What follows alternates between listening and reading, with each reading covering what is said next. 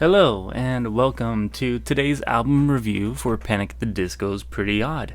Man, I can't get this chair to stop squeaking. I noticed that in my last video too, but every little move I make, it squeaks. It's annoying. Sorry, back to the topic of today's video. So yes, Pretty Odd. The second album ever released by Panic at the Disco. I would say this is actually a pretty controversial album. Not because there's any drama or any stuff behind the scenes of this album, but just because the fans are so mixed on it. A lot of the fans love it. A lot of the fans don't like it, and they're like, what is this? What is this Beatles wannabe album? You know, I used to be one of those fans, but I'll talk about how I feel about the album throughout the video. But before we get into the review, actually, I want to talk about some things. So we're we're coming close to the end. Let me reword that. We're coming close to the end of this Panic at the Disco album review series. You know, we're almost done. We have this one to cover, and then we got A Fever You Can't Sweat Out. And that would be all of Panic at the Disco's discography that I have reviewed. And so, like I've been saying throughout all my Panic videos, me and my brother have made a Panic at the Disco survey for anybody who likes Panic, anybody who's been a fan before, maybe not so much anymore, but you know, we made a survey. I've been posting the links for it in all of my videos and sharing it all throughout social media, try to get as much people. And, you know, since we're finally done with the series, we have a lot of responses. I think it's about time to do that live stream I've been talking about. So that's going to happen tomorrow. We don't have an official time yet. I want to say somewhere between 12 p.m. to 3 p.m., but that's Pacific Standard Time.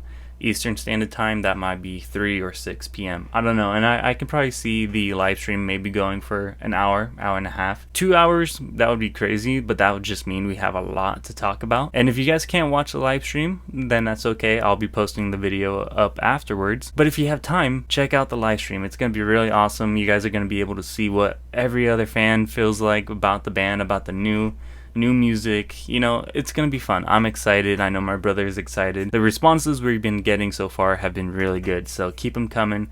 Tomorrow will be the last day, or at least maybe tonight, tomorrow morning will be the last time to submit your responses until we go over them tomorrow. And yeah, I just want to get that out of the way before I officially jump into this Pretty Odd review. But my plans afterwards, after this Panic at the Disco series, because it seems like I've been doing this for weeks now, ever since Viva Las Vengeance came out. It's almost been about a month, so that's a long time of just talking about Panic at the Disco. Not that I'm over it or that I don't like it. I love Panic. I can talk about them all day, every day. But, you know, I love movies, too. I love TV shows, and I'm going to get back to doing those shortly. So for everybody who has subscribed because of the Panic videos, I hope you guys stay along for the movie reviews or any other album reviews I will do in the future. I'll be doing a lot of bands similar to Panic. You know, I want to know if you guys have similar taste of music as I do. You know, that would be cool to find out as well. And so with that being said, some of the videos I have planned coming out afterwards would be, you know, I have 2 album reviews I'm going to be doing. One of them is a Coldplay EP. Another one is by an artist named Omar Apollo. He dropped a deluxe album to his, you know, first studio album, Ivory. I'm going to go over that as well. That's pretty good. I like that. You guys should check out the album Ivory. And then I'm also going to be doing some movie updates. You know, there's been some crazy movie news going on. I'm so excited to talk about those. And I'm going to try to get that out Friday. I know I said that last week, but it's just been crazy. It's been a crazy week. You know, I finally got my bed up. It's not on the floor anymore. You know, I got a few things I still need to take care of in here. I don't have a dresser. Sorry, I know I'm just rambling, but yeah, I don't know. My life has been pretty hectic right now. But I have some time to do a YouTube video, and so here I am talking some Pretty Odd. So with all that said, let's just jump into the review for Panic at the Disco's second album, Pretty Odd. Okay, so now with this album review, it's going to be a bit different than my past album reviews. This is honestly something I should have done with the other ones, but I don't even know how this is going to go. This might get confusing, this might get copyrighted, we don't know, but I'm trying it because I'm going to get pretty odd with this album review.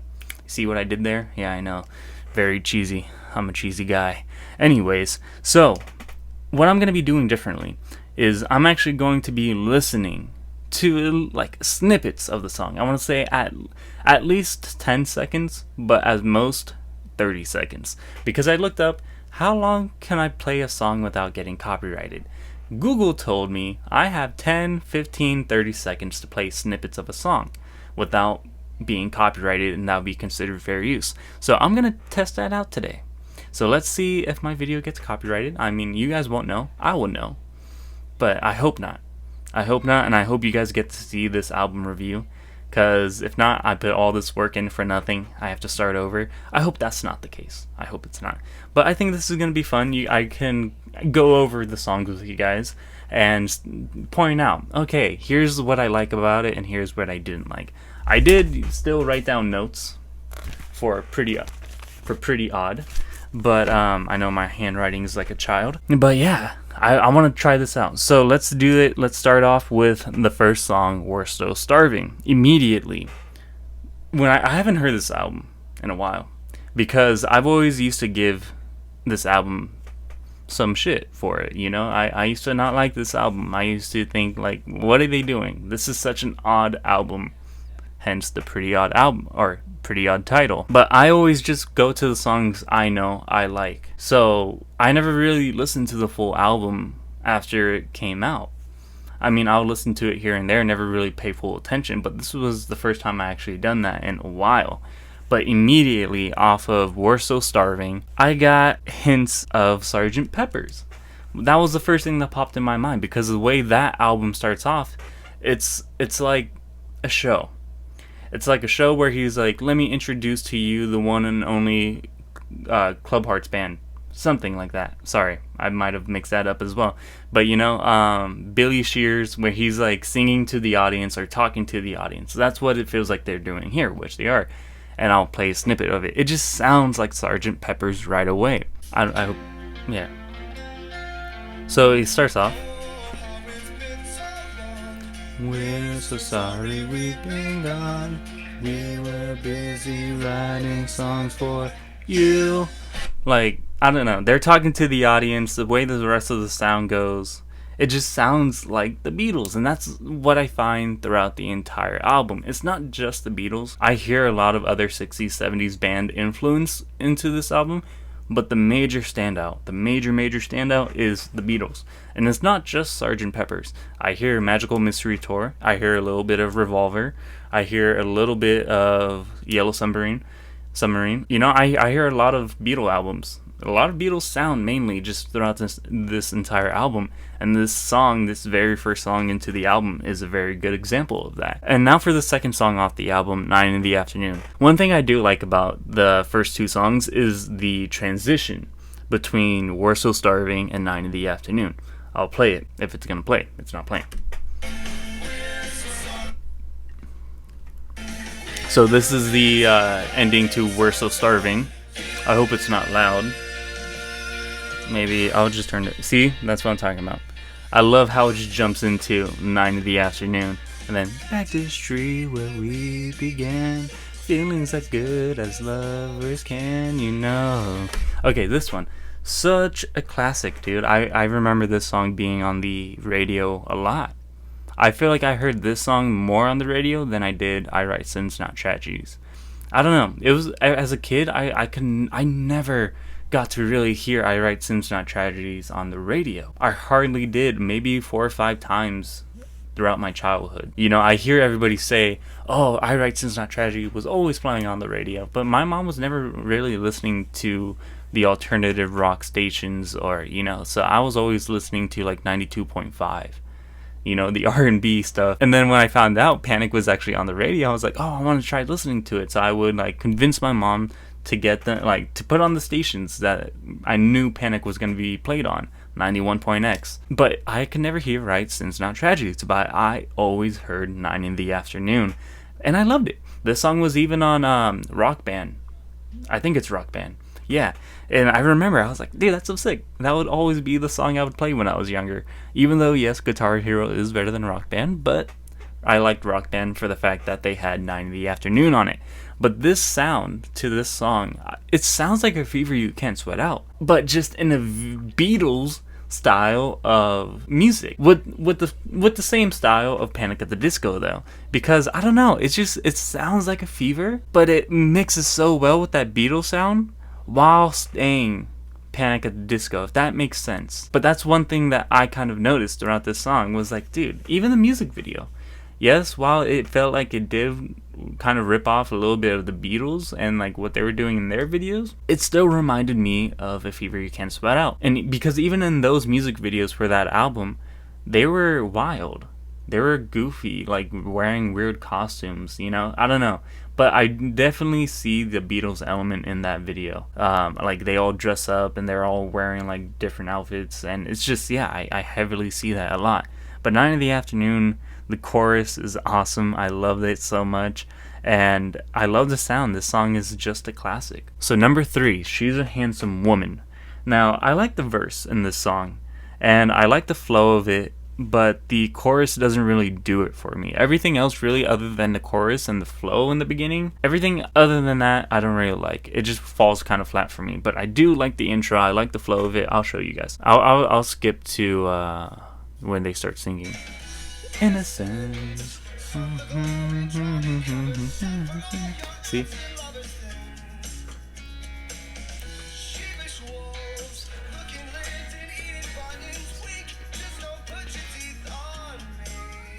See, I like that. I like all that, and I like the flow, and I just gone. See, I really do like that. But when it gets to the chorus, this part right here.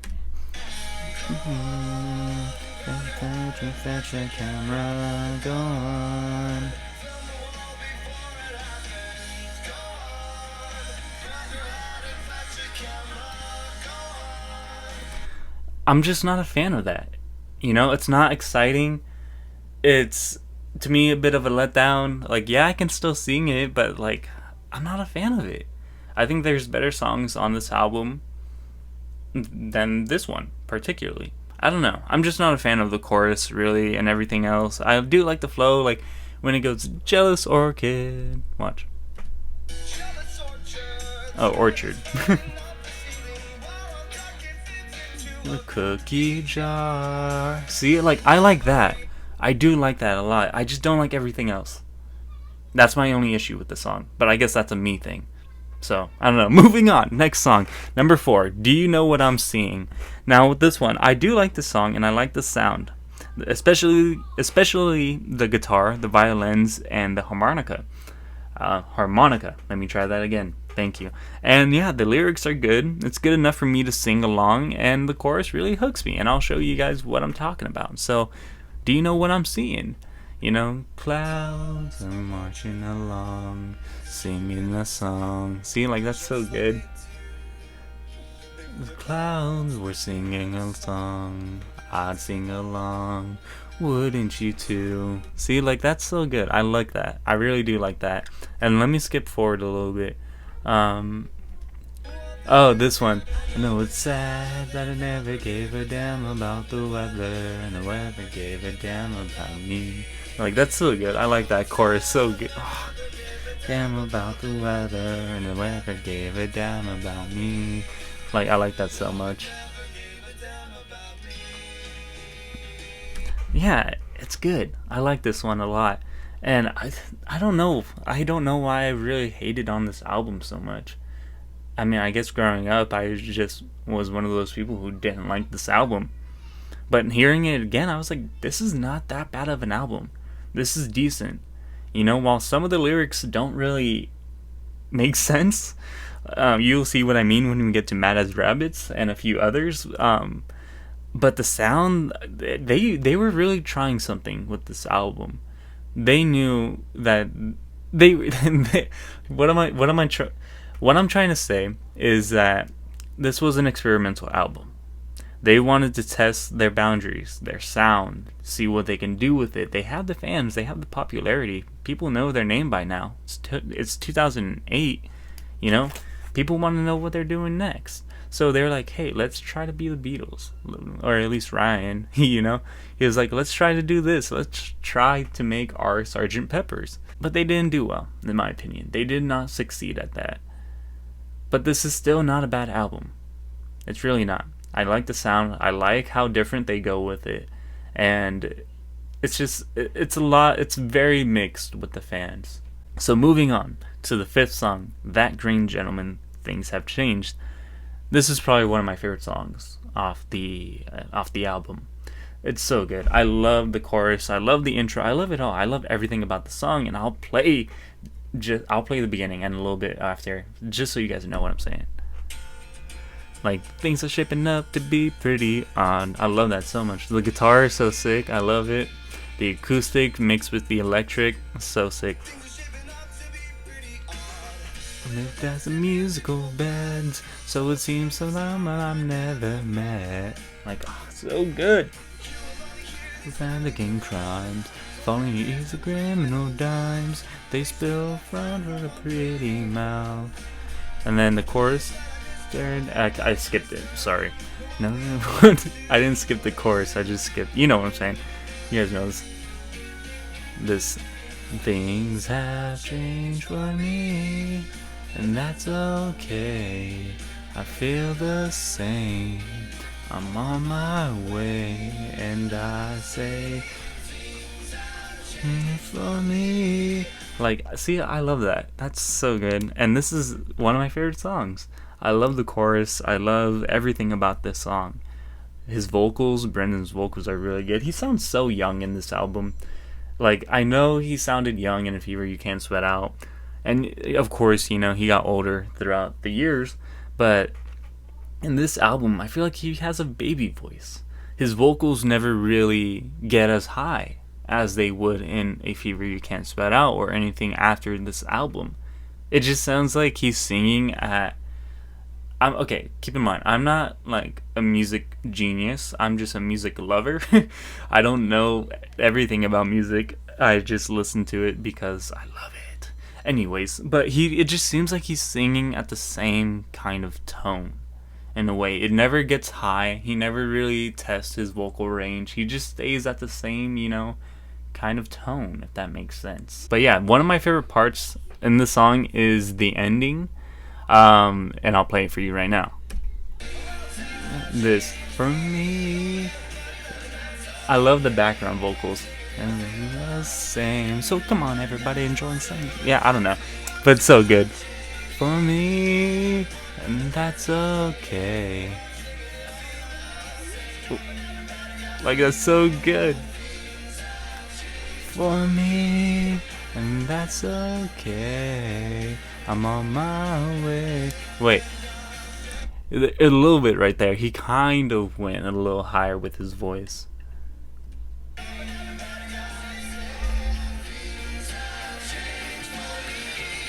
And that's okay. I'm on my... not really. I don't know. But that's one thing I've noticed throughout the album. Maybe you guys heard differently, but that's what I kind of noticed. So now the sixth song, I Have Friends in Holy Spaces. This is a short one. It's about a minute and a half. Or it's actually 2 minutes. I thought it was shorter. But yeah, I think Brendan... Oh no, I was going to say Brendan was like the only sole writer.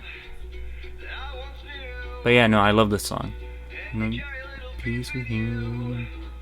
I love the ukulele. I love the sound of like if it's like an old black and white television show. I don't know, that's what I hear. Like if it's a broadcast in black and white with static sounds. I don't know, you guys know what I'm saying? That's what I like about it. And then I like the lyrics, but I thought Brendan was the sole writer of the song, but apparently all four of them are. Maybe they got writing credits so they could split the money, but I don't know. Wikipedia is probably saying something different. But I'm not going to say too much on this because this is, to me, I treat it as an interlude, even though it's not. I just treat it as something, you know, like as an intermission or something, you know. It's just a short song. But I like it. I do like it. It's one of my favorites. And you guys will see where I place this in my song ranking. So number 7, Northern Downpour. What I do like about this too, I forgot to mention, was at the end of I Have Friends of Holy Spaces, they do a transition into Northern Downpour, and I think that's really cool as well.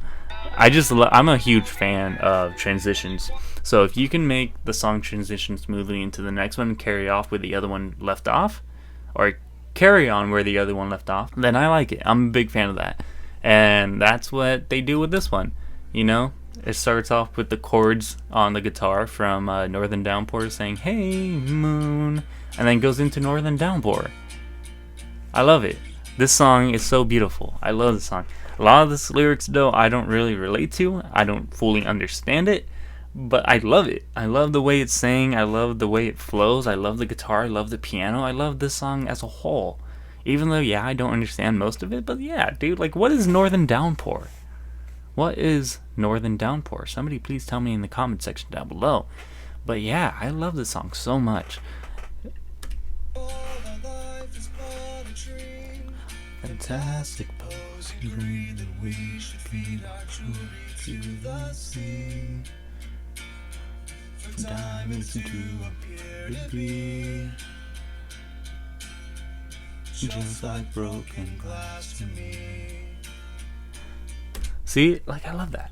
I love that so much. But what confuses me is that when he goes on to say, in storms of fabled foreign tongues, tripping eyes and foreign lungs, Northern Downpour sends its love.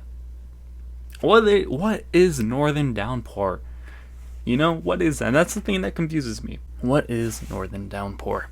But everything about this song I absolutely love. Now the 8th song, When the Day Met the Night. When the moon fell in love with the sun. Fell in love. So,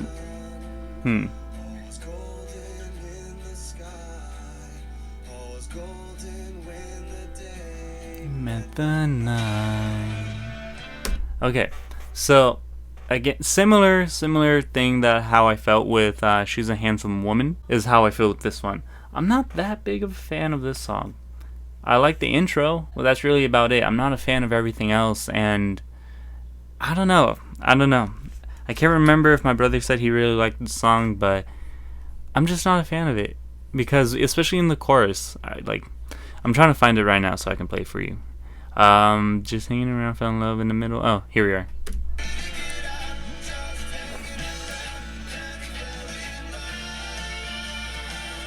In the middle of summer. I'm not a fan of that.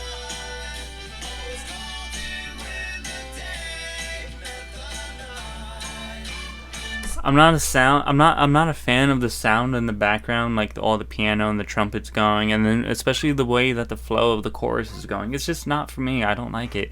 It's not my taste. So next one, number 9, Pas de Cheval. I hope I said that right.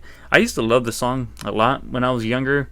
I used to think that this was like a rock song. Woo! I knew rock music. I don't know what I was thinking.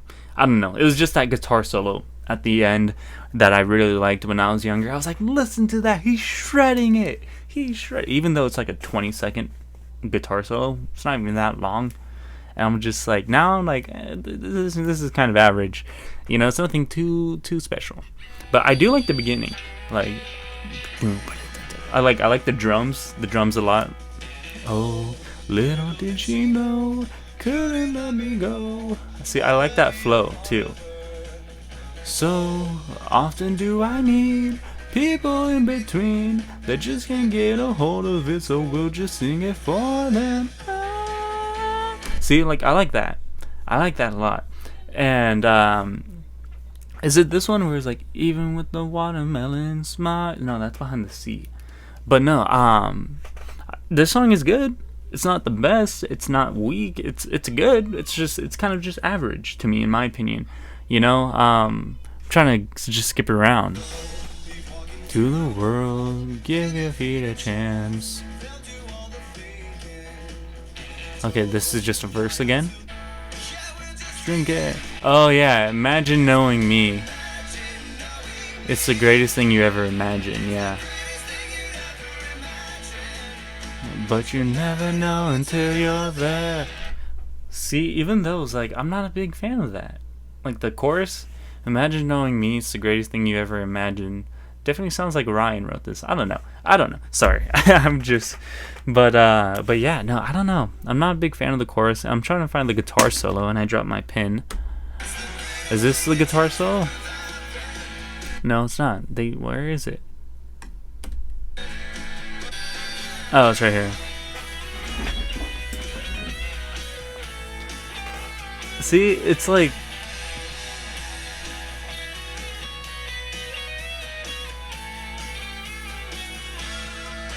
it's short. It's nothing spectacular, nothing to be like freaking out about or like, you know, having a seizure or anything like that.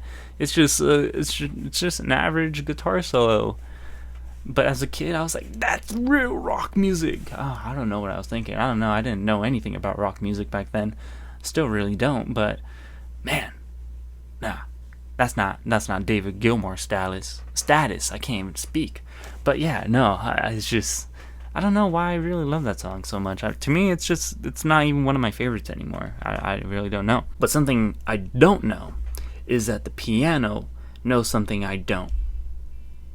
I don't know. Okay, I was just trying to make up a clever transition to talk about the 10th song. The piano knows something I don't, but I failed. So I'm just going to ignore what I just said, and let's jump into this song. The piano knows something I don't. See, I love the piano, and I love this intro. Cut my beard and well, I cut my hair and I shaved my beard recently. It grows nowhere, my hair. I was singing this in my head when I was cutting my hair. I was like, my hair! But no. Just like a Trojan horse. See, I love this part. Put a statue of myself upon the shelf, of course. See, I love that. That's such a beautiful intro, and I love the piano, and I love the doo-doo-doo. I don't even know what that is. What is that? It's like literally the beginning. I don't know. I just can't put my finger on what. Because I can hear keyboards, but then what's that? Do-do-do-do. I don't know. I don't know what that is. I'll play it one more time so you guys can know what I'm hearing.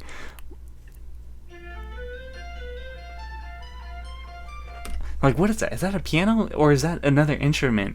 I don't know, but whatever it is, I love it. I love it. The one thing I really don't like about this song, though, and this is just a minor issue, is how fast it gets. It changes and it gets all upbeat. I kind of wish it stayed slow. I liked it better as a slow song, you know? That's just me, though.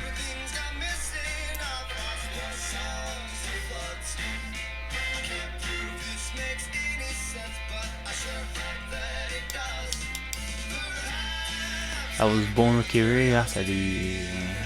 The lights of the whole crows. See, I like the intro way better, and I like how slow the piano is. The piano knows something I don't know, man. I like that. I like that a lot. I just don't like how the change of pace, really. But I mean, that's something I can get over because I can still, you know, jam out to the song. The song is really good. I do like the song.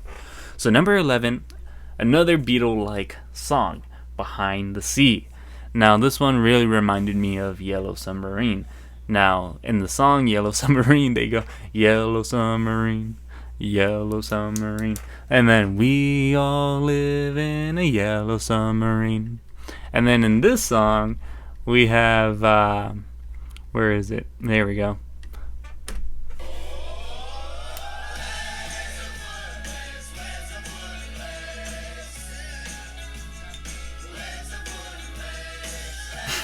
See what I'm talking about? See what I'm talking about?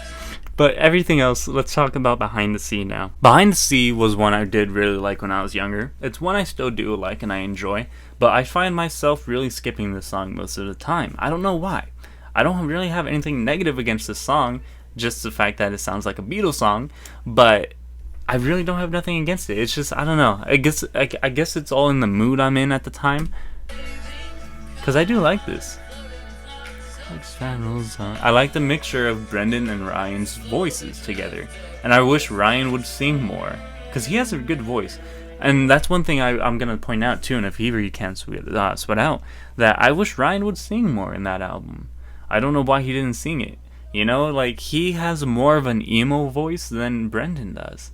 I think, yeah, Brendan can get those high vocals and hit those ranges, but if you listen to a live version of A Fever You Can't Sweat Out show, and when Ryan sings, he has that raspy emo voice that makes it sound so good. And that's where they started. They started with that emo shit, man.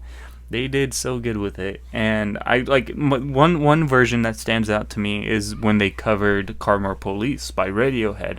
If you guys go on YouTube, watch that video. So good. It's such a good cover, everything about it. And then Ryan singing at the end, fits in so well, and he almost does better than Brendan himself. But then again, Ryan doesn't sing a lot, and I wish he did. I think it would have helped them a lot. And I just wish that in A Fever, let me make that clear, in A Fever he sang a lot more. Because on this album, he went more John Lennon style. You know, with the writing and his singing, he went more that way when he got away from the emo stuff.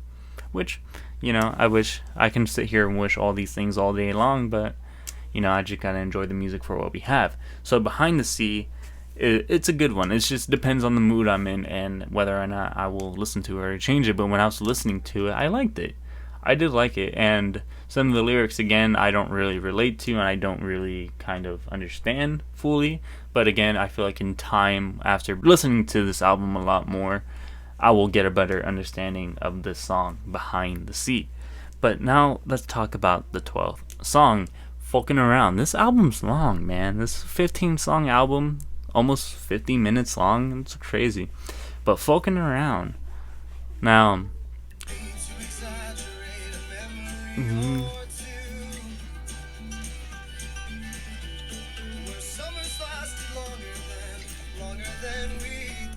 this song definitely lives up to the name folk.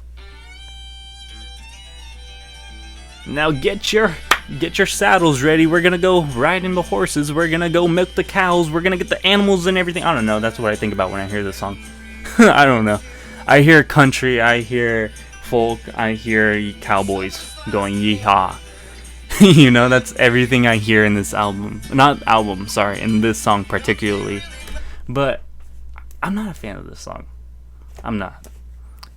Even when I first started it, I was like, nah, this is not Panic. Nah, I'm good. Nah. But that's probably because I'm just a big hater of country music in general. Sorry to all you country fans out there, but I just can't stand country music. I can't stand the voices of the country singers. Nothing against them. You know, they have great voices. They do. I have heard a few country artists sing really good. It's just, I don't know. It's not for me. Country music is not for me. I would rather listen to screamo music, you know? Scream at me rather than talking a deep voice. I was going to try singing a country song, but I don't even know it that much.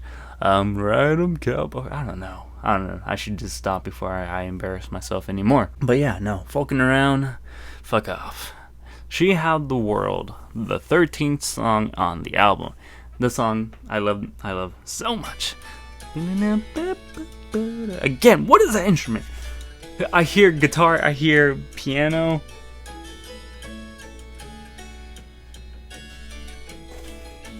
Somebody tell me. But she didn't ever hold me. So good. One thing I really love is the chorus. I'm trying to find it. Let me see. She could never. I know why. Because when I look in her eyes, I just see the sky. Look in her eyes. Well, come on, Ryan. I love this part from Ryan. I don't love you, I'm just passing the time. You could love me if I knew how to lie. But who could love me? I am out of my mind. Like, that's so good. I love this song, dude. This song is one of my favorites too off the album. I love how slow it is. This is something I wish that When the Day Met the Night did. Or, sorry, not that song. The Piano Knows Something I Don't Know. I wish this is what they did. But I guess that's why they didn't do it for The Piano Knows Something I Don't Know. Because this is what She Had the World was. A soft piano ballad. It was beautiful. I love it. I do love the song. The lyrics, well done. The vocals, well done from both Ryan and Brendan. I love it. Now we're nearing the end. We have the last two songs. From a Mountain in the Middle of the Cabins. It's funny, it should be from a cabin in the middle of the mountains, but they like to, you know, switch the word around. But this one, I see, that's the thing. I know a little backstory, and I'm sure everybody does who's knowing this video, is that they took shrooms. And they went up to a cabin for like months, did shrooms a lot, made this album, and that is pretty odd. And from this album, we can definitely tell that this has an influence from shrooms, and it's funny. I like it a lot, and you guys again will see that in a Mad as Rabbits. But from a mountain in the middle of the cabins, it's a good one. I like this. See, this was one I really liked as a kid, but I only really liked the lyrics. Not just the lyrics, just the chorus. That's what I meant. I was really hooked to that. But I like this. I'm gonna just stop here for a second so I can just say what I have to say, and then I'll continue with the rest of the song. But yeah, no, I don't know. So hearing it now, again, being older, again, it's just not for me. I can't talk, man. I can't talk. Today's not a good day.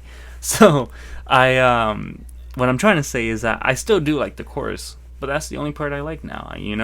Lying there with the halo in her hair, she cried.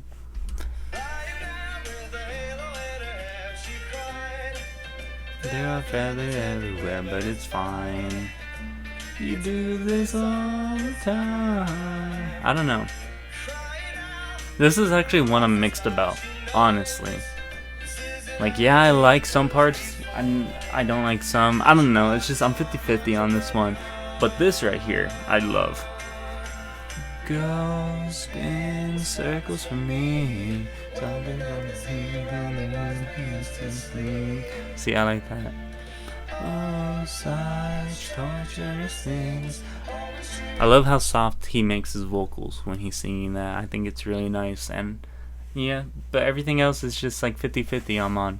But now let's talk about the last song on the album, Mad as Rabbits. I was definitely mad as a rabbit by the time I got to this song. With this album being so long and so crazy and just so experimental, and almost turned me into a rabbit. Or a map. You guys will see. Now, see, I don't like this one either. I don't know what the song is. I don't like this. The lyrics are just so confusing. The sound is just not... I don't know. I guess it fits with the rest of the album. But, yeah. Okay, listen to this. Tell me what this meant.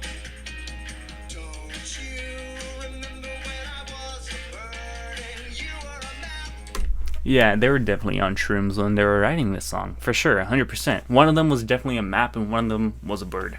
I can guarantee that. Other than that, what does that lyric mean? Somebody tell me. What does that mean? I don't get why they wrote that and be like, that's a bar. That's they were like, I'm done. Let's start recording right now. I don't know why they were like that. I don't get it. I don't get it. And then the chorus.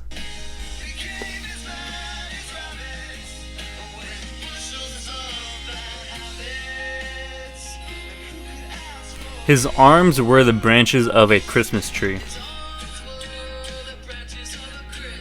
What does that mean?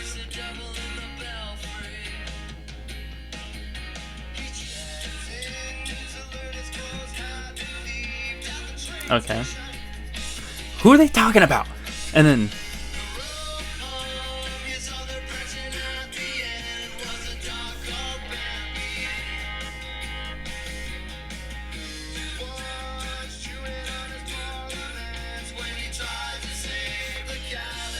who are they talking about? Who owns a dog named Bambi?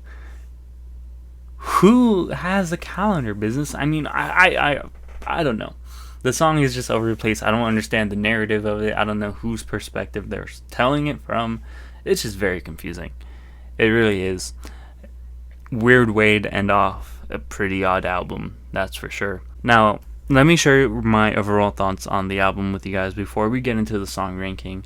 So my overall thoughts, as I said before, I was not a big fan of this album growing up. I only played the songs I really liked, and that was about it.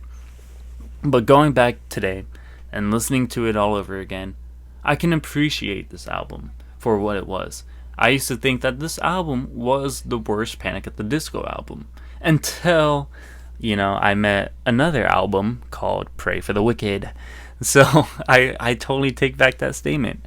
This is not the worst Panic. This is not even the second worst Panic album.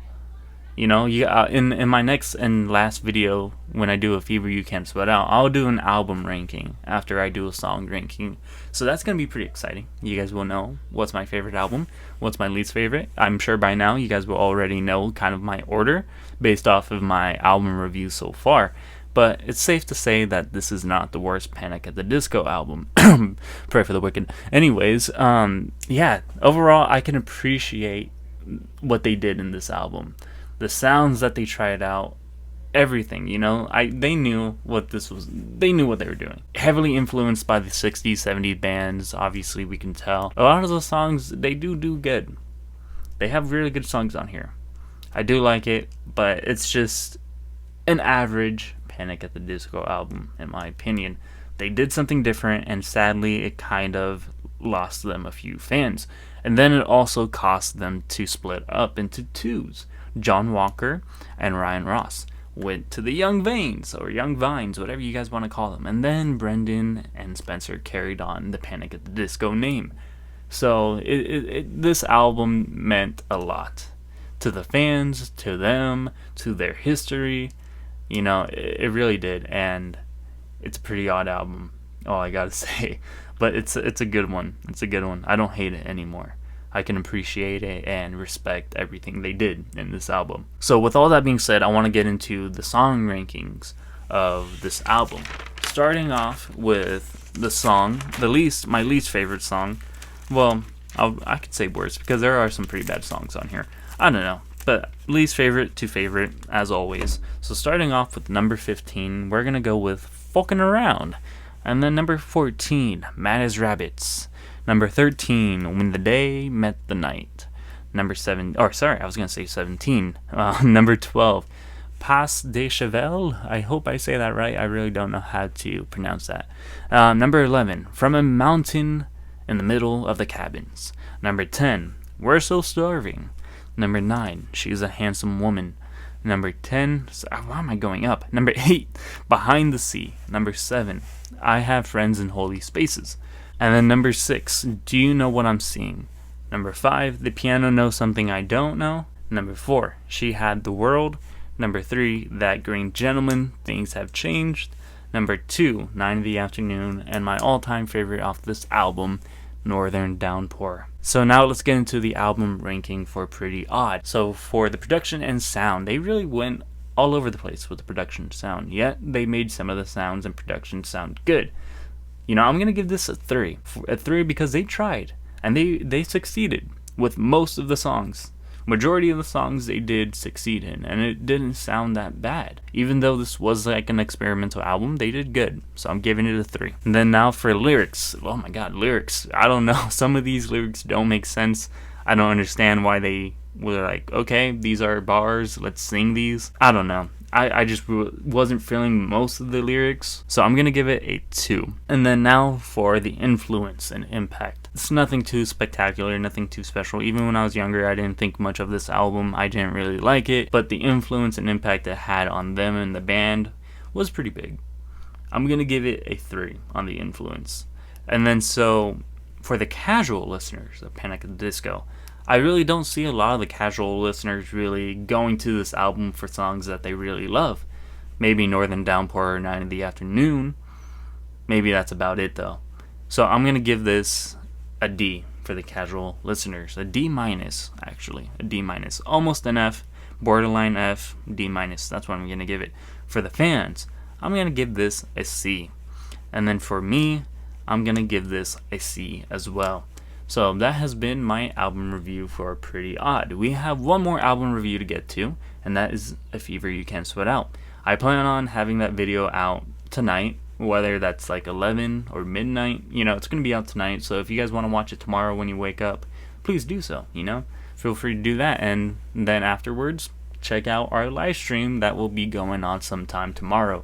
You know, I wish I could post a post, I guess that's what we call it here on YouTube, to just say what's going on, keep you guys updated. That's why I have to make shorts to like update you guys that way. But I have to reach 500 subscribers to be allowed to post a post to update you guys, which is annoying in my opinion.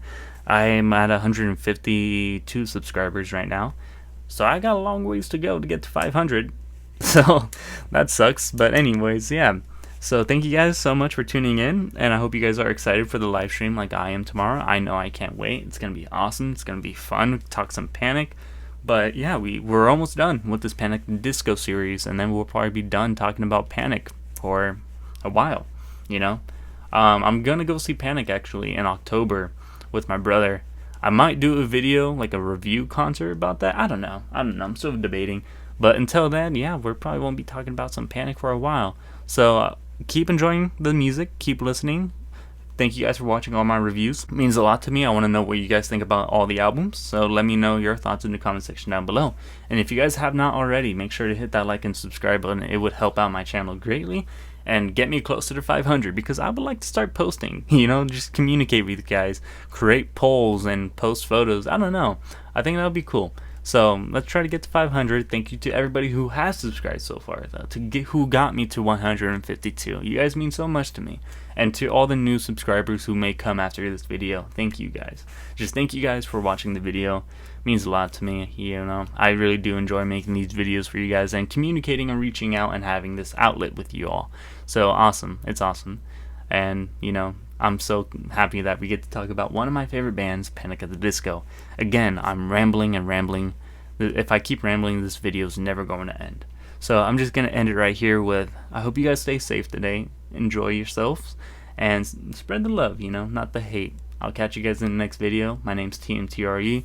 I'll catch you guys soon. Bye.